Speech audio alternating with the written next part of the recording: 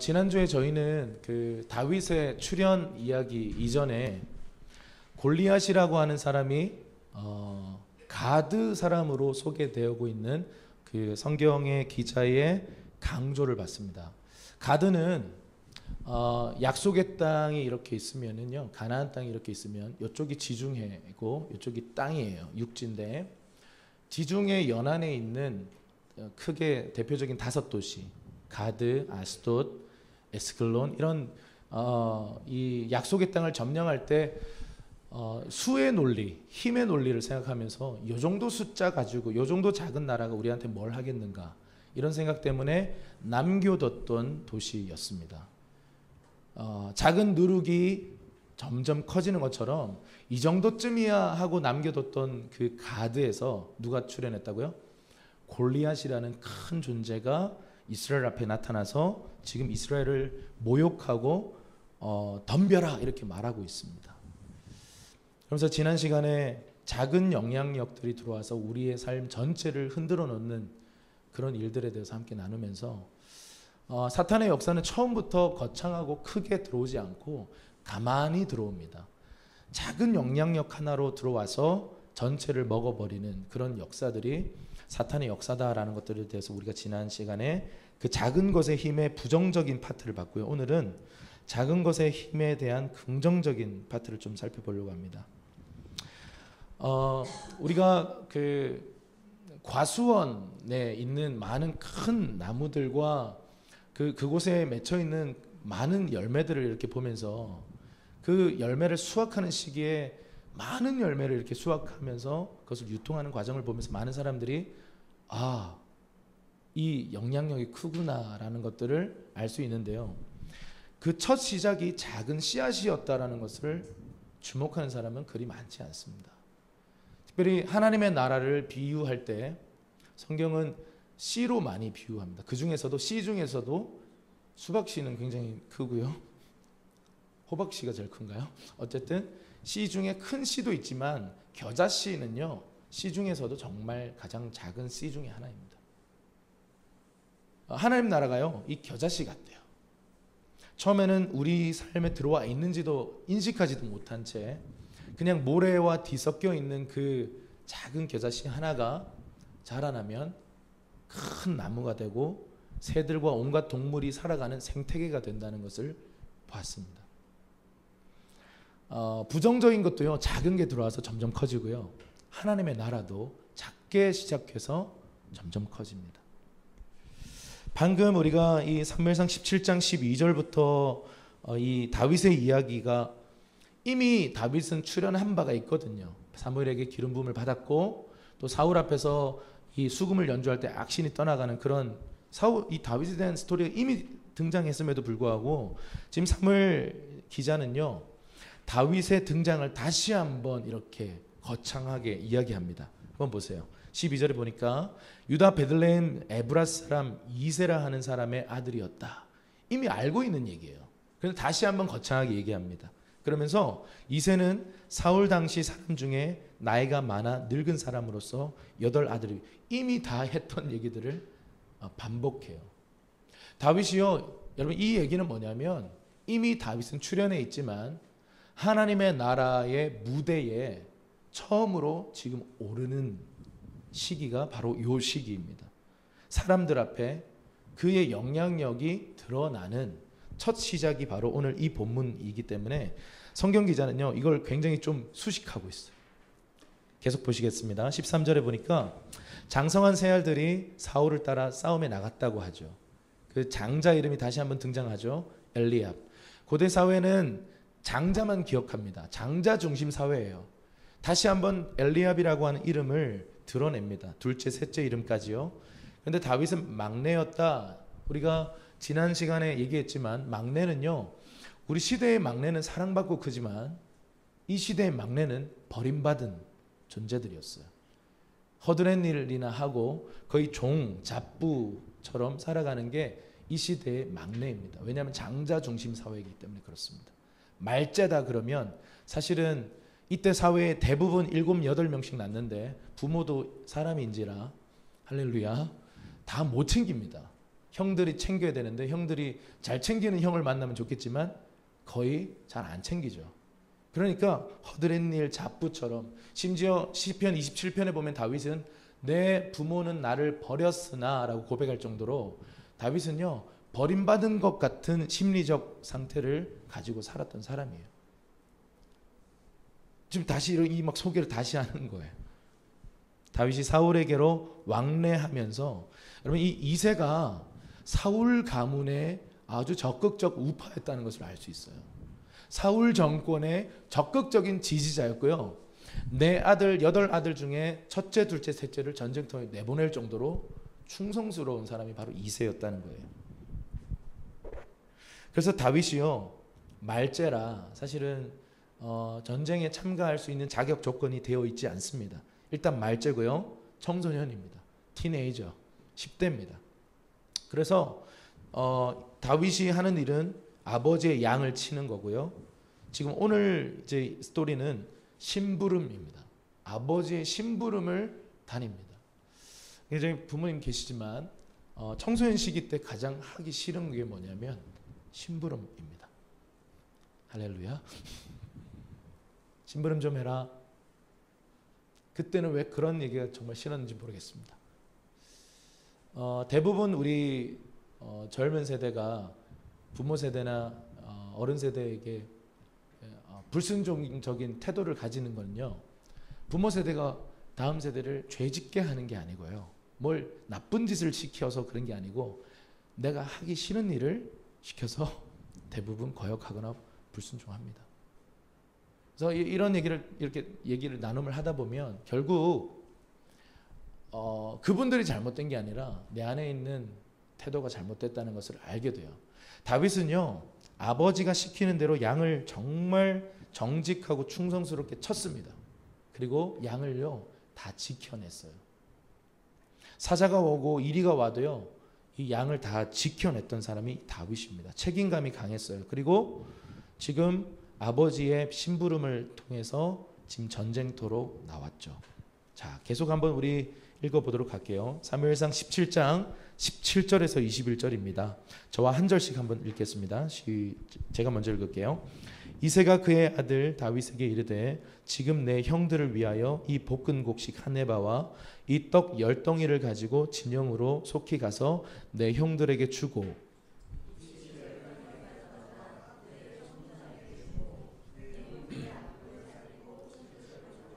성경에 치즈가 나오더군요. 그때에 사울과 그들과 이스라엘 모든 사람들은 엘라 골짜기에서 블레셋 사람들과 싸우는 중이더라.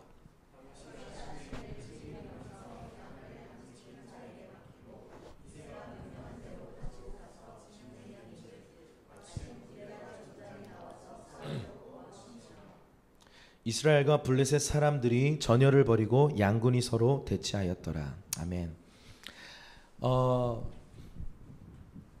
아버지 이새가 아들 다윗에게 지금 심부름을 시키는데요. 여기 보면 볶은 곡식 한 에바를 가지고, 그리고 또 떡 10덩이를 가지고, 또 뭐를 가지고요? 치즈 10덩이를 가지고 형들에게 가서 그 천부장에게 줘라. 다시 말해서 형들 지금 전쟁 나가 있으니까 음식 좀 배달해라 라는 거예요. 먼 거리를 지금 아버지의 명령을 따라서 지금 형들의 안부도 살피고 음식도 전달하러 지금 다윗이 왔습니다. 여러분 지금 잘 생각해 보십시오. 여러분 오늘 이렇게 무대에 오르기 전 다윗을 재소개하기 전에 다윗은 이미 출연했었어요. 그리고 심지어 사울이라는 왕이 존재했음에도 불구하고 다윗에게 왕으로 기름 부음을 받았어요. 여러분 생각해 보세요. 장자 중심 사회에서 엘리압이라고 하는 장자를 놔두고, 당연히 왕처럼 보이는, 왕감으로 보이는 이 장수 엘리압을 놔두고 말제였던 다윗에게 기름을 부은 이 사건, 이새에게도 충격이고 형들에게도 굉장히 충격입니다. 그런데 아버지는 여전히 다윗의 직업을 양치기로 두는 거예요. 많은 사람들이요 누군가에게 이렇게 축복을 받고 기도를 받고 이런 하나님의 음성은 항상 우리를 격려하고 세우는, 물론 가끔 책망도 하십니다만 하나님께서 주시는 그 말씀들을 딱 받고요, 잘못 적용하는 사례들이 있습니다. 어쨌든 여러분, 하나님의 그 어떤 그 부르심, 어떤 축복, 이런 기름 부으심을 받을 때요, 예배의 기름 부으심을 받았다, 그럼 나는 이제 예배 미니스트리 시작했구나. 많은 사람이 그러다가 폭망합니다. 할렐루야. 하나님께서요, 기름 부으시면 하나님께서 세우세요. 하나님께서 기름 부으신 자들, 하나님께서 부르신 자들은요, 하나님의 방법으로 킵해 두셨다가요, 하나님의 방법으로 훈련시켜 두셨다가요, 하나님의 때에, 하나님의 무대에 올리세요. 다윗은요, 기름 부음 받았다고 해서 막 설레발치고, 아빠 나 이제 왕이야, 나 이제 양 안 쳐, 옷 좀 좋은 거 지어주세요 라고 하지 않고요, 그 일상 속에서 똑같이 자기에게 주어진 일을 감당했습니다. 여러분, 우리가 많은 사람들이요, 기적을 꿈꿔요. 하나님의 그 놀라운 하나님의 일들을 꿈꿉니다. 저도 꿈꿉니다. 그런데요, 여기서 균형을 잃는 사람들이 일상을 저버립니다. 우리 그런 거 있잖아요. 발리로 떠나고 싶어. 요즘 뭐 발리로 잘 안 가시죠? 어디죠? 어쨌든 인도네시아 뭐 어디 가고 싶어요. 그런데요, 항상 현실에서 벗어나서 환상 속에 있고 싶은 사람들이 참 많아지고 있어요. 요즘 세대가요. SF 영화가 유행하던 그 시즌이 있습니다. 그런 때가 언제인 줄 아세요? 현실이 힘들 때. 그리고 이 사극이 막 인기여서요, 드라마도 사극, 여러분 그때가 있었어요. 몇 년 전에 드라마도 사극, 영화도 사극, 막 사극이 판을 치던 때가 있었어요. 그러니까 지금 현실이 아니라 그 과거에 좋았던 때를 회상하는 거예요. 그리고 그 안에서 그냥 있고 싶은 거죠. 아바타 같은 이런 SF물, 지금도 보면 SF물이 정말 많아지고 있어요. 점점 많아지고, 이 마블이라는 회사가요, 점점 많은 이런 캐릭터들과 히어로 영화를 막 내놓고 있어요. 그 말도 안 되는 스토리 속에서 사람들이 거기에 있고 싶어요. 2시간, 3시간 동안요. 왜 이런 일이 있느냐면요, 현실이 즐겁지 않을 때, 현실이 힘들 때 많은 사람들이요, 이런 문화들이 창출돼요. 실제로 신약 성경이 쓰여지던 시대도 보면요, 핍박의 시기에 뭐가 쓰여지냐면 묵시문학이 쓰여져요. 다니엘서를 보세요. 바벨론의 포로로 잡혀있는 이 흉악한 현실 속에서 하나님의 마지막 때에 대한 묵시가 부어져요. 요한계시록 보세요. 핍박이 시작되고 반모섬에 유배를 당했던 이 요한, 사도 요한이 마지막 때의 환상을 보고 기록한 성경이 요한계시록이에요. 그런데 여러분, 다윗의 현실은 항상 혼자였고 버림받았고 고아였고 부모님이 있음에도 불구하고요, 그 사회적 현실 자체가, 또 어떤 신학자들은요, 이건 하나의 주장일 뿐입니다만 설득력이 전혀 없진 않아요. 좀 이렇게 8아들 중에 중요한 가족 모임에 부르지 못할 만한 사연이 있는 좀 정상적인 루트로 태어난 아들이 아니었을 것이다 라고 주장하는 사람들도 있어요. 굉장히 설득력 있는 얘기예요. 아무리 그래도, 아무리 좀 아들 취급을 못 받아도 그렇지, 문제아라도 그렇지, 공식적인 가족 모임에는 부릅니다. 이 속성 있는 녀석도요. 근데 거기에 안 불렀을 정도면 다윗은 뭔가 공식적으로 내놓기는 어려운 아들이었지 않을까라고 보기도 합니다. 다윗의 현실을 보세요. 그런 흉악한 현실 속에 살다가요, 어느 날 갑자기 혜성처럼 사무엘이 나타나서 왕으로 기름 부어버려요. 근데 현실은 똑같아요. 똑같은 양측이고 똑같이 아버지에게는 허드렛 일을 시킴을 받는 막내 아들일 뿐입니다. 그래서 이 다윗에게 잘못하면은 그 먼 길을 가다가, 이 청소년이 그 길을 가다가 해를 당할 수도 있지만 전혀 상관없이 이 아버지는 다윗에게요, 이 전쟁터로 이 아들을 심부름을 시킵니다. 여러분, 우리가 받은 비전의 말씀, 우리가 받은 하나님의 약속, 하나님의 그 부르심이 놀라울 것입니다. 각 사람마다 그 누구도 작은 부르심은 없어요. 그 누구도 작은 비전은 없습니다. 그래서 비교할 필요가 없습니다. 이 사람의 은사가 나보다 더 탁월해. 여러분, 이런 말은요, 성경적이지 않습니다. 이 사람은 10달란트 받을 수도 있고 나는 1달란트 받을 수도 있어요. 그런데 이 모든 것의 주권은 하나님께 있고 나의 책임은 달란트를 묻어두는 게 아니라 달란트를 잘 관리하고 이 달란트로 도전하고 비즈니스에서 달란트를 남기는 것에 있습니다. 그래서요, 이 엄청난 하나님의 부르심을 받은 사람들이 대부분 자기의 눈앞에 있는 일상을 감당하는 것을 힘들어하죠. 그래서 나는 프레지던트야. 나는 세계적인 예배 인도자로 부르심을 받았어. 그러니 이런 조그마한 데서는 내 무대가 아니야. 이런 생각들 때문에요, 일상을 저버리고 계속 일상으로부터 도피해서 환상 속에 살아가는 사람들이 많아요. 여러분, 다윗의 영성을 한마디로 표현하면요, 현실 속에 뿌리 박은 영성이에요. 다윗의 현실이 어떤 거예요? 위험하고 버림받고 외롭고 때로는 수치스럽고 막 모욕을 당하는 그런 현장인데요, 거기서 도망가려고 하지 않고 그 현장에 굳게 서서 거기서 하나님의 말씀을 믿었던 사람이 다윗입니다. 그게 증명이 나는 게 오늘 이야기예요. 우리의 이 스토리를 통해서 우리가 알아야 하는 건 뭐냐면, 기적은요, 일상 속에 풀어져요. 어딘가에 가야 되는 게 아니에요. 특별한 누군가를 만나서 기도를 받아야 되는 게 아니고요, 우리의 일상 속에 하나님의 부르심을 우리가 충성스럽게 순종하면서 하나하나 밟다 보면 하나님의 때에 하나님의 기적은 풀어지게 돼 있습니다. 할렐루야. 우리에게 이 일상에 대해서 어떻게 바라보는가를 질문하는 본문이죠. 그래서 이런 질문을 좀 드리고 싶습니다. 내가 하고 있는 이 작은 일, 다른 말로 하면 이 일상적인 작은 일들이 기적의 이야기로 이어질 것을 기대해 보셨나요? 여러분, 기적의 이야기들을 우리가 간증을 통해서 듣잖아요. 어떤 특별한 체험과 특별한 시도들을 통해서 그런 일이 일어나는 것도 있습니다. 그것도 맞아요. 그런데 우리의 삶에 일어나는 대부분의 기적의 스토리를 보면 그냥 일상을 살아가다가 어느 날 기적을 만난 이야기예요. 저는 이제 우리 두 분의 이 러브 스토리를 들어보면 이렇게 수영장에서 어떻게 만날 수 있을까? 나는 상상이 안 가는, 수영장에서 어떻게 이렇게 결혼하고, 이 스토리가 어떻게 이어질 수 있을까? 만약에 운동하기가 싫었다면 두 분은 만날 수 없었던 그런 운명이었지 않겠습니까?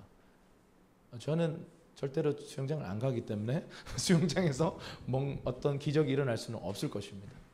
내 삶에 일어나는 그 수영장, 학교, 일터, 그곳에서요 만나는 그 작은 만남, 이 작은 만남들이 어찌 보면 우리의 삶의 작은 일상의 한 부분이었는데 하나님의 기적으로 들어가는, 그거 아시죠? 나니아 옷장 아시죠?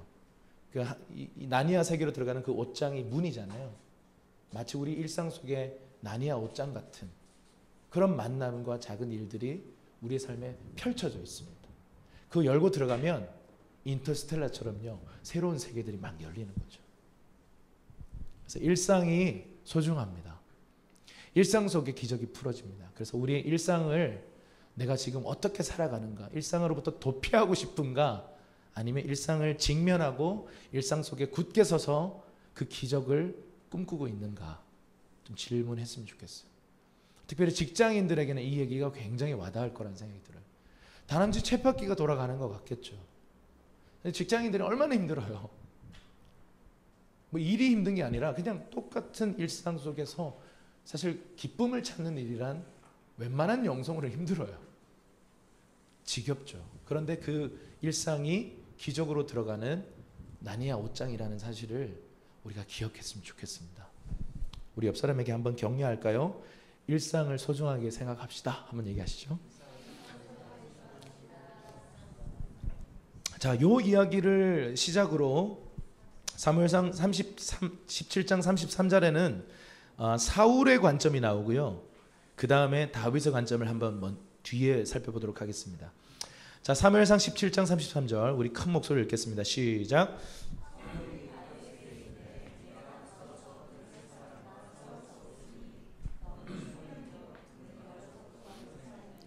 자, 일상의 아버지의 심부름을 받아서 전쟁터로 왔어요. 그런데 갑자기 오버하는 가드 사람, 저 블레셋 군인 골리앗을 본 겁니다. 근데 이 골리앗이 하는 얘기를 들었어요. 하나님의 군대를 욕하는 이 소리를 들은 거예요. 이게 여러분 이거는 이제 가장 적절한 표현을 네 글자로 하면 깊은 빡침이 온 거예요.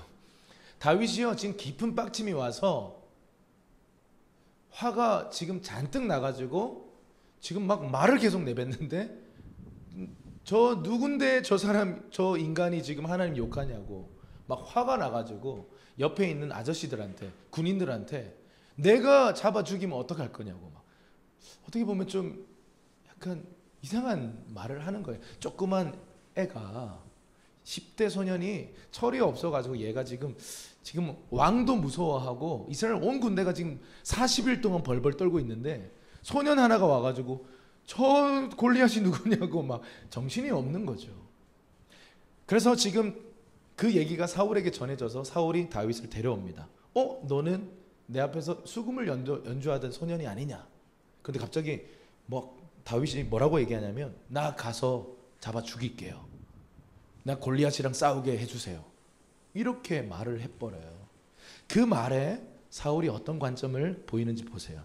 이게 사울의 미천이 드러나는 거예요. 자, 다시 한번 보시면 네가 가서 저 블레셋 사람과 싸울 수 없다 그래요.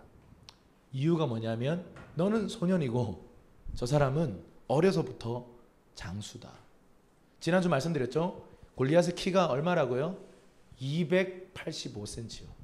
2.85m. 3m에 육박하는 여기 천장에 머리가 닿겠죠. 몸에 달고 있는 갑옷 무게만 75kg. 들고 있는 창검의 무게만 7kg. 여러분 그것만으로 그냥 모든 이스라엘 군인들이 압도당해서 벌벌벌 떨고 있는 거예요. 40일 동안. 40일 동안 이스라엘 군대를 향해서 모욕과 수치를 주고 있는 이 장면에서 한 소년이 등장해서 싸우겠다는 거예요.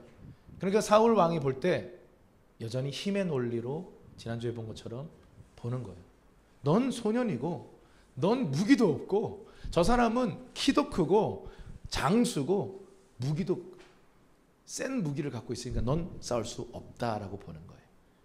사울의 눈에는요 하나님이라고 하는 사고는요 전혀 포함되어 있지 않습니다. 그냥 네 힘은 약하고 제 힘은 세니까 넌 안 돼라고 말하는 거예요. 그런데 여러분 이 상황에서 다윗의 관점이 전혀 다르다는 사실을 확인할 수 있어요. 그 밑에 다윗의 관점을 읽어보겠습니다. 시작. 다윗이 곁에 서 있는 사람들에게 말하여 이르되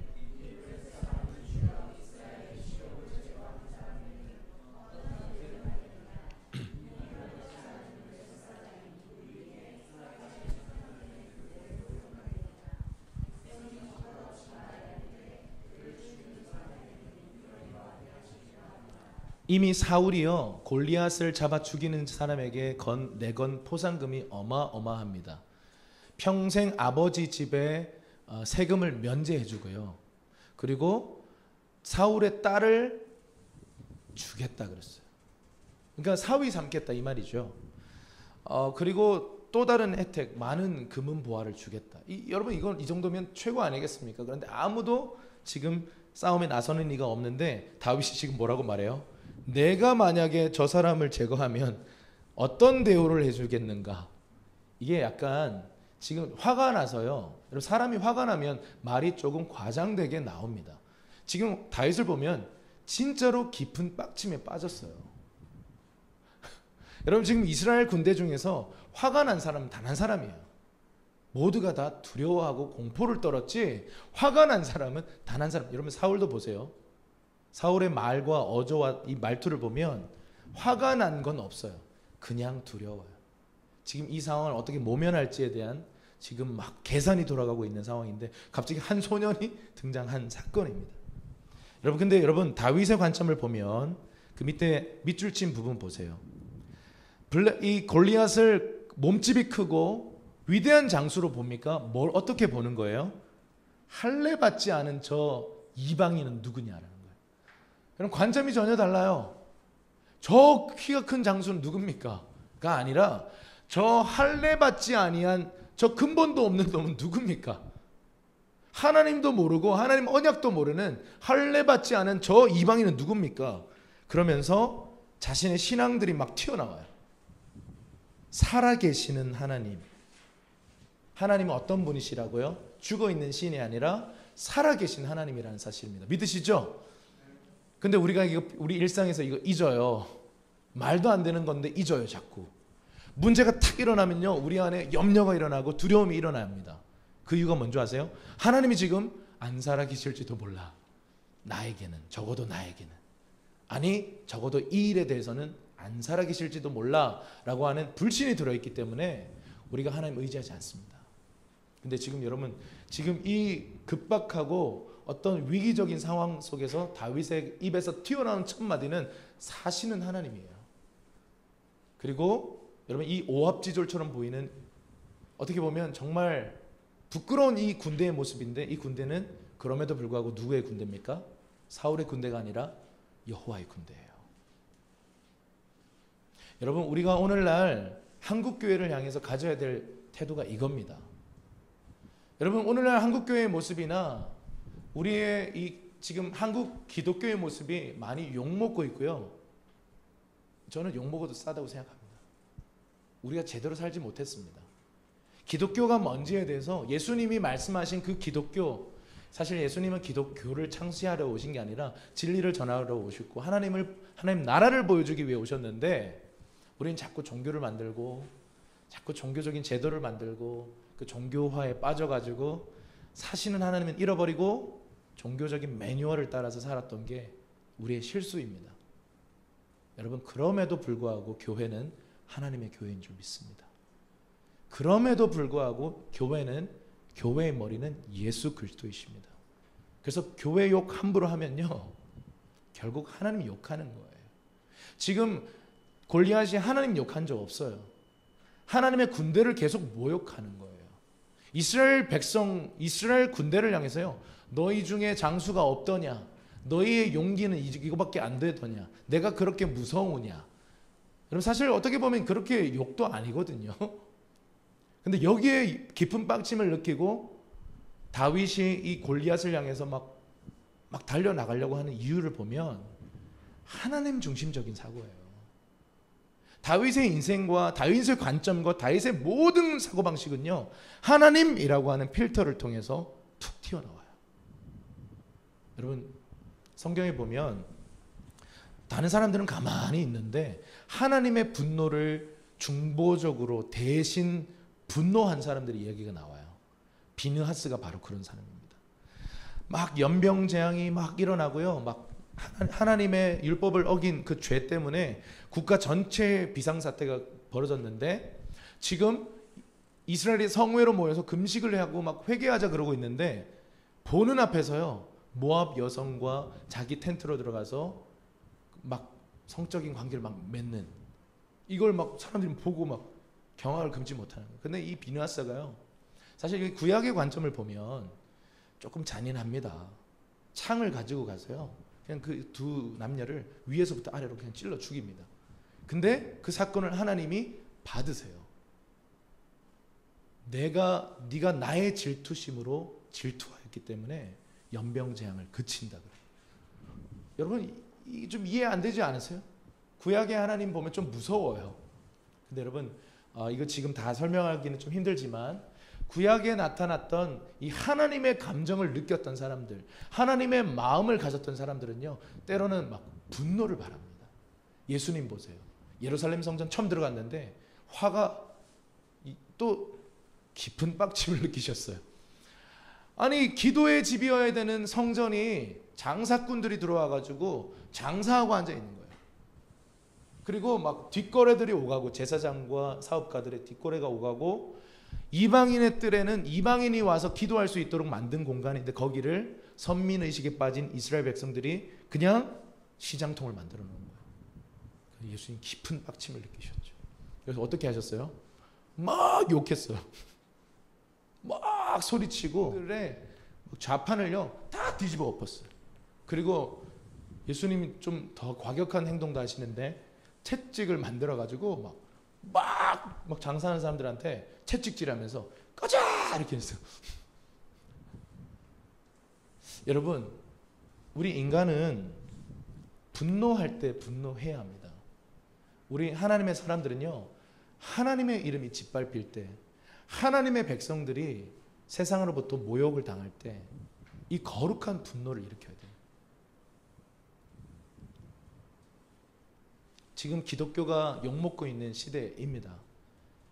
욕먹어도 싸다, 그리고 같이 욕하는 게 아니라요, 이 거룩한 의분을 가지고 지금 골리앗과 같이 우리를 향해서 두렵고 떨게 만드는 그 문제를 향해서 다윗처럼 정면으로 돌파할 사람들이 필요하다고 믿습니다. 지금 우리 이 작은 인원들이 과연 어떤 영향을 줄 수 있을까요? 이 세대 가운데.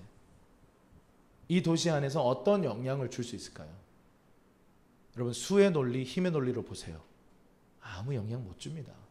그런데 여러분, 하나님의 나라는 그런 게 아니에요. 한 사람이 일어나면 돼요. 다윗 같은 한 사람만 일어나면 됩니다. 한 사람 나시린이 일어났을 때 한 세대가 새로워졌습니다. 그래서 여러분, 사울의 관점은 끊임없이 힘의 논리로 바라봅니다. 넌 안 돼. 넌 키도 작고 소년이고 저기는 태어날 때부터 용사였어. 넌 안 돼. 그런데 여러분, 다윗은 전혀 그런 관점이 1도 없습니다. 할례 받지 않은 저 블레셋 사람이 누군데 하나님의 군대를 모욕하는가, 막 지금 분노하고 있습니다. 자, 근데 여기 보면 할례라는 단어가 나오는데요, 할례는 뭐냐면 오늘날의 그 남성들이 그 어릴 때 받는 포경 수술과 흡사합니다. 그러니까 이 남자의 그 생식기의 끝에 표피를요 잘라내는 거예요. 여러분, 사실 이거는 정말 무서운 거죠. 지금 이제 우리 맞아 셋째도 아들이잖아요. 그래서 지금 고민에 빠졌습니다. 언제 하지? 해야 되나 말아야 되나 이런 고민이 좀 있는데, 어쨌든 그 시대에 하나님께서 할례라는 방법을 통해서 언약을 맺으셔요. 근데 이 스토리를 잠깐 우리 창세기 17장으로 가서 좀 한번 살펴보겠습니다. 이 다윗이 말했던 할례 받지 않은 저 인간은 누군데? 라고 하는 이 할례가 도대체 어떤 의미인가를 보겠습니다. 창세기 17장 1절입니다. 시작.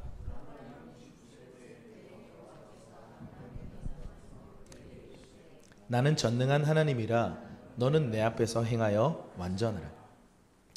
아브라함이 75세에 부르심을 처음 받아요. 그래서 여러분, 정말 할아버지의 나이 때 부르심을 받아서 갈대아 우르를 떠나요. 평생 살았던 고향을 떠납니다. 이때 시대에 고향을 떠났다는 말은 뭐냐면, 본토 친척 아비집을 떠났다는 말은 모든 안정감을 떠났다는 말이에요. 죽을 수도 있어요. 가다가 강도를 만났어요. 그럼에도 불구하고 떠났다는 거예요. 이 위대한 거죠. 그런데 놀라운 사실은 가나안 땅을 향해서 가는 이 여정 속에 86세의 나이에 실수합니다. 이스마엘을 낳아요. 하나님이 약속하셨거든요. 네 씨가, 네 자손이 하늘의 별보다 많고 바다의 모래보다 많을 거라는 음성을 듣고 부르심을 받고 비전을 받았어요. 자, 보세요. 그런데 하나님을 신뢰하면서 많은 걸 내려놓고 떠났음에도 불구하고 지금 86세면 몇 년이 지난 거예요? 11년 동안 애가 안 생겨요. 여러분, 애가 타지 않겠습니까? 하나님이 약속의 말씀을 받았는데 아무런 응답이 없는 거죠. 그래서 86세 때 뭐라고 얘기하냐면, 아내 사라가 허락합니다. 저 종을, 하갈이라는 종을 첩으로 데려다가 아들을 낳으세요. 가만히 생각해 보니까 당신을 통해서가 아닐 수도 있겠구먼 이러더니 하갈을 데려다가 낳은 아들이 바로 이스마엘입니다. 이스마엘을 딱 낳고 나서 하나님이요 무려 13년 동안 아브라함에게 단 한 번도 임재하지 않았어요. 나타나지 않았어요. 하나님이 입을 닫아버리신 거죠. 하나님도 깊은 빡침에 들어가신 겁니다. 여러분, 하나님이 침묵하실 때가 있어요. 아브라함이 지금 하나님의 뜻에 어긋나는 길을 딱 선택하는 그 순간요, 하나님이 더 이상 아브라함에게 개입하지 않으세요. 그냥 두세요. 그리고 이스마엘을 키우는 재미에 빠져있는 이 부부를 그냥 두는 거예요. 그러다가 언제 나타나요? 13년 후에 99세. 인간의 사고방식으로 보면 99세의 아이를 못 낳죠. 인간적인 가능성이 다 끊어지는, 소망이 다 끊어지는 그 나이에 주님이 임재하세요. 그리고는 방금 읽었던 이 말씀을 선포하시는 거예요. 아브라함에게 나타나서 나는 전능한 하나님이다. 너는 내 앞에 행하여 완전하라. 이 말을 제 말로 각색해 보면 머리 박아예요. 너 나 전능하다니까. 너 나 못 믿어? 11년 동안 내가 너와 동행했고 임재했고 말씀했는데 너 나 믿지 못하고 이스마엘을 네 마음대로 네 힘으로 낳았구나. 머리 박아.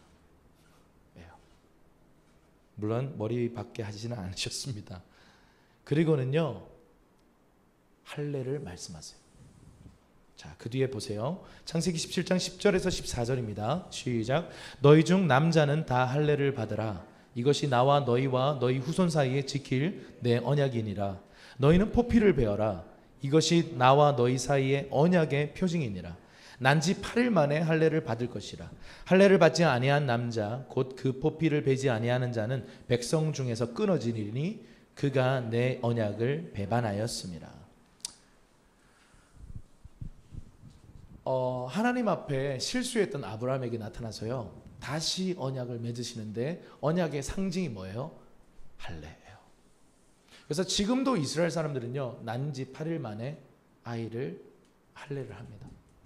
지금까지도. 뭘 상징한다고요?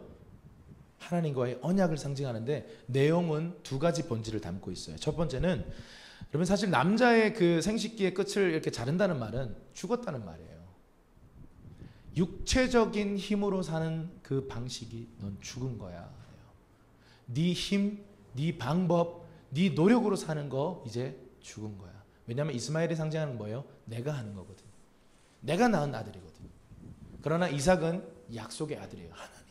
하나님이 주신 아들이에요. 여러분 이걸 저를 보십시오.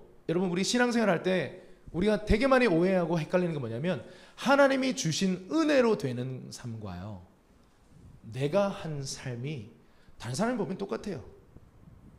구분이 안 갑니다.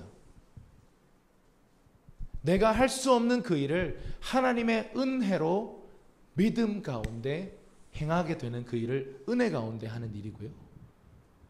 아니면 내가 노력해가지고 열심히 연습하고 열심히 내가 준비해서 잘 해낸 삶은 은혜의 삶이 아닙니다. 그렇다고 노력을 무시하는가? 노력하지 말라는가? 그런 얘기가 절대 아닙니다. 이 두 가지의 만남, 하나님의 주권과 하나님의 은혜와 우리 인간적인 믿음의 반응 그리고 하나님의 방법에 일치된 우리의 그 노력이 탁 연결이 되어서요 은혜라고 하는 이름 안에서 우리가 걸어가는 법을 배워야 돼요. 아브라함이 하나님 앞에 많은 걸 포기했어요. 인생을 걸고 제자가 돼서 예수를 따랐다고요. 뒤태에서도 갔고요. 그리고 이제는 전임 사역으로 하나님을 따르고 있는데 아직 은혜로 걷는 법을 못 배운 거예요. 자꾸 내가 하려고 해요. 내 방법으로 하려고 하고 계산하고 확률과 어떤 다른 사람의 사례는 어떤가 교회를 개척할 때 다른 교회에 자꾸 탐방만 1년 동안 다니는 거예요. 물론 탐방도 중요합니다. 저렇게 하지 말아야지 이렇게 느끼는 부분들이 많고 저렇게 해야지 배우는 부분이 많은데 결국은요 나는 나의 길을 걸어가야 합니다. 저도 교회를 개척하면서 초창기에 탐방 예배 많이 다녔거든요. 전국을 다녔습니다. 그 결과 나는 예수님을 따라가야겠구나 그런 생각을 했습니다. 확률과 계산과 내가 만든 어떤 그런 계획들을 가지고 해낸 삶의 상징이 바로 이스마엘이에요.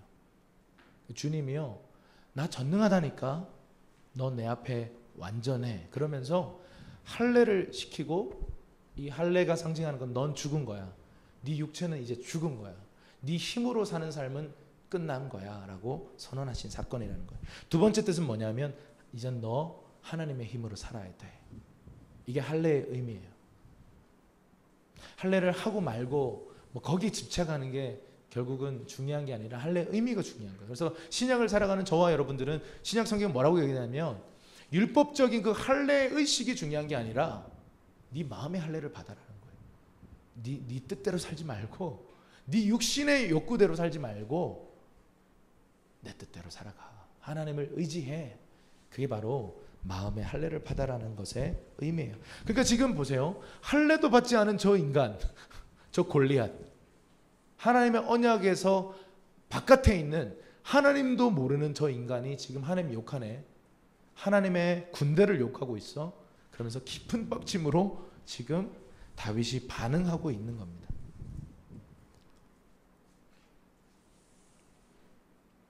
사무엘상 17장 32절과 38절에 지금 다윗이 이렇게 말하고 행동하기 시작하는 것이죠. 한번 읽어볼게요. 시작. 다윗이 사울에게 말하되 그로 말미암아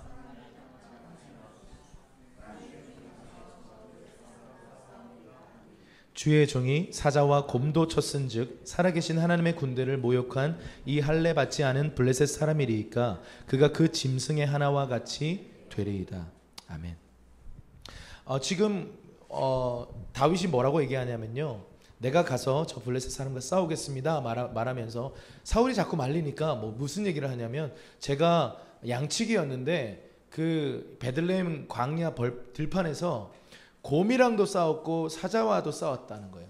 여러분 보통 책임감이 아닌 거예요. 그냥 잡아가면 어쩔 수 없구나. 저는 어릴 때 저는 고양이를 좀 안 좋아하거든요. 왜냐하면 제가 보는 앞에서 제가 키웠던 그 병아리, 지금 이제 닭 직전이에요. 닭 이만큼 컸어요.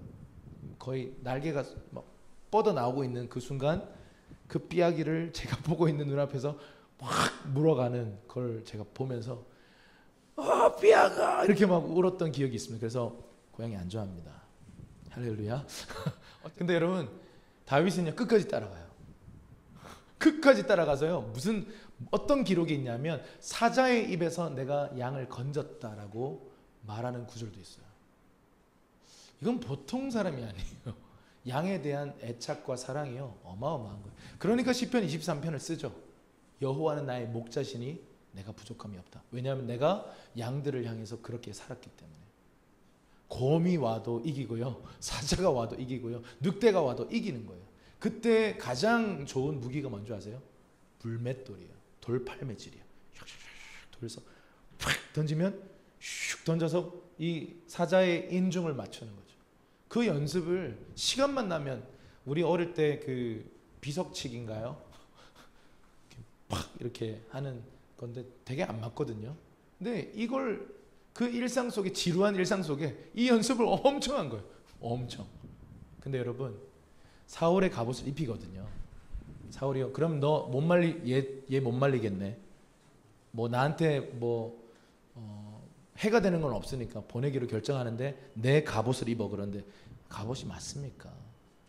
골리앗의 갑옷은 어마어마한 무게가 있는데 사울의 갑옷도 만만치 않습니다. 이 무거운 갑옷 입으니까요 거의 뭐 이렇게 갇혀가지고 뭐 걷지도 못하는 거죠. 다 벗고 뭐를 선택한지 보십시오. 한번 읽어볼게요. 그 밑에 이에 사울이 자기 군복을 다윗에게 입히고 노투구를 그의 머리에 씌우고 또 그에게 갑옷을 입힘에 사울에게 말하되 익숙하지 못하니 이것을 입고 가지 못하겠나이다 하고 벗었어요. 40절에 읽어볼게요. 시작. 손에 막대기를 가지고 시내에서 매끄러운 돌 5을 골라서 자기 목자의 제구 곧 주머니에 넣고 손에 물매를 가지고 블레셋 사람에게로.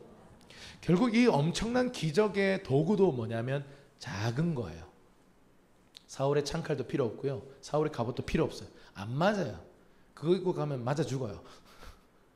나한테 익숙한 내 일상 속에서 내가 늘 연습했던 거, 그 돌멩이 5개랑 늘 양을 칠 때 썼던 막대기, 내게 익숙한 도구를 가지고 지금 전쟁터로 가는 겁니다.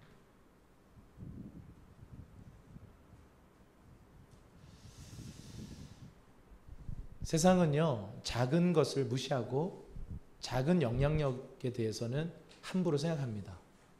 그러나 여러분 그 거대한 골리앗 앞에 작은 소년 하나가 지금 등장해서 이 한 사람이 나라를 바꾸는 사람으로 일어나는 것을 보는 거예요. 지금 그 중심 안에 뭐가 있습니까? 힘의 논리가 아니에요.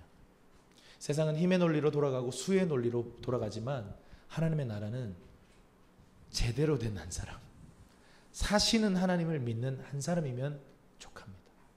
그리고 하나님의 마음을 이해하는 한 사람요, 그게 바로 다윗이라고 하는 사람이었어요. 다윗, 여러분 사실 성격적으로도 문제가 많습니다. 다윗이 애정결핍 증세가 굉장히 많고요. 여자에 좀 집착합니다. 그래서 실수 많이 해요. 성적인 유혹에도 약합니다. 그게 다윗이었어요. 그리고 실제로 성적인 범죄도 했습니다.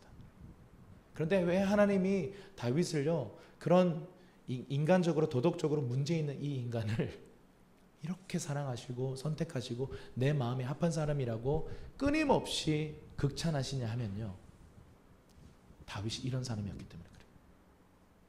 다윗 안에 있는 그 중심에 하나님의 마음을 헤아리고자 하는 그 열심, 하나님이 어떤 분이신지에 대해서 너무나도 분명하게 아는 사람이었기 때문에, 여러분 당시의 한 세대의 리더, 국가적인 리더였던 사울 왕도 하나님을 몰라요. 여전히 세상적인 가치와 기준으로 힘의 논리로 바라보고 있는 그 상황이었지만, 다윗은 하나님을 아는 사람으로서 하나님의 관점으로 문제를 보기 시작했습니다. 이게 영성입니다. 지금 여러분 보세요. 현실적인 감각이 없는 약간 이상주의자처럼 지금 말도 안 되는 말을 하는 게 아니고요, 현실을 너무나 분명히 알아요. 왜냐하면 말리니까 넌 소년이고 쟤는 크고 넌 안 돼, 그러니까 아닙니다. 제가 일상 속에서 양치기였을 때 곰과도 싸워서 이겼어요. 여러분 이걸 지금 증언하고 있는 거예요. 자기 일상 속에서 저는 이렇게 살았습니다. 전 치열한 전쟁 속에서 살았습니다. 전쟁터에 나와본 적은 없지만 이 치열한 전쟁 속에서 제가 곰과도 싸워서 이겼고 양들을 지켜낸 경험이 있습니다. 그리고 이 돌팔매에 난 이 이스라엘의 최고 선수입니다. 이렇게 얘기한 거예요. 그래서 이것만 들고 지금 전쟁터로 나가는 거예요. 이 작은 것. 우리는 이 다윗과 골리앗 이야기를 들으면 그냥 이렇게 확 던졌을 때 슉슉슉슉 날아가서 이 골리앗의 인중을 탁 맞고 이렇게 쓰러지는 그 장면을 우리가 상상을 해요. 근데 이 돌멩이를 던지기까지 얼마나 많은 유혹이 있었어요. 다윗은 왜 이 일에 대해서 두려움으로 반응하지 않을까요? 힘의 논리를 왜 사용하지 않을까요? 왜냐하면 하나님을 알기 때문에 그래요. 하나님을 아는 사람들은요, 숫자에 연연하지 않습니다. 하나님을 아는 사람들은 힘이 세냐 내가 약하냐에 따라 주눅들지 않습니다. 한 사람이면 됩니다. 저는 우리 교회에 이 한 사람이 일어나기를 소망합니다. 이런 다윗과 같은 한 사람, 두 사람, 세 사람만 모여도 족하겠습니다. 힘의 논리를 가진 100명, 1000명, 10,000명이 모이는 공동체이기보다 정말 하나님이 어떤 분이신지 알아서 이 사람이 가는 곳마다 그 영역이 변화되는 거예요. 공기가 바뀌는 거예요. 여러분 다윗의 말이요, 지금 두려움에 떨고 있는 사울을 격려해요. 지금 뭐라고 얘기했냐면요, 지금 3번에 작은 것의 힘 바로 밑에 보면 다윗이 사울에게 뭐라고 말하죠? 낙담하지 마세요, 이렇게 말해요. 낙담에 빠져가지고 너 안 돼 그러고 있는데, 왕이시여 좌절하지 마소서, 낙담하지 마소서. 지금 왜 다윗은 전혀 다른 관점으로 접근해 가는 걸까요? 여러분 다윗이요, 정규 과정을 밟지 않은, 심지어 집안에서도 정규 가족이 아닌 저 광야에서 버려져 있는데, 그 광야에서 하나님이 어떤 분이신지 알게 되어버렸어요. 여러분 하나님이 어떤 분인지 진짜 알면요, 내가 누구인지를 알게 돼요. 그리고 내 눈앞에 있는 이 위협이 참인지 거짓인지를 분별하게 돼요. 골리앗은 두려워할 대상이 아니라 하나님의 심판을 받아야 되는 대상이었습니다. 그래서 너는 칼과 창과 단창으로 내게 오지만, 힘의 논리로 내게 오지만 나는 만군의 여호와의 이름으로 너에게 간다. 그러더니 자기에게 익숙했던 작은 물맷돌 하나를요 슉슉슉 돌리더니 싹 던지니까 늘 연습해 왔던 곰과 사자를 잡았던 그 물매로 골리앗의 인중을 탁 맞추고 결국 골리앗을 죽입니다.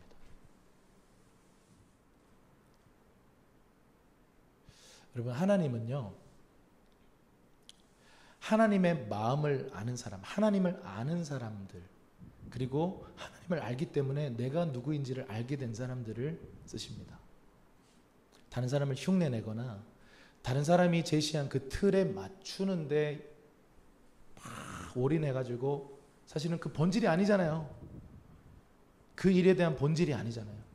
그 트레이너가 원하는 연습생이 됐다고 해서, 훈련생이 됐다고 해서 그게 하나님이 원하는 사람이 됐다는 건 아닙니다.